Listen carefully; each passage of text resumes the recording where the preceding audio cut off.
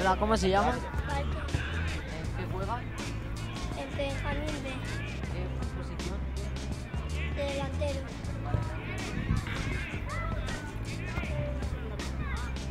Me llamo Ale, soy el Benjamín B, soy de la Fontanta, soy de defensa.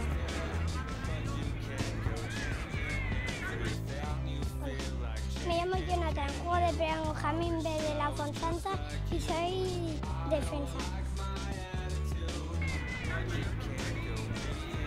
Alex, soy de Benjamín B, juego de medio.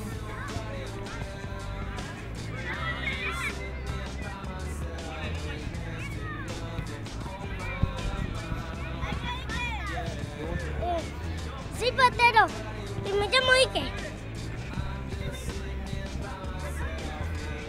Yo me llamo Alejandro Galboza, soy el entrenador de Benjamín B.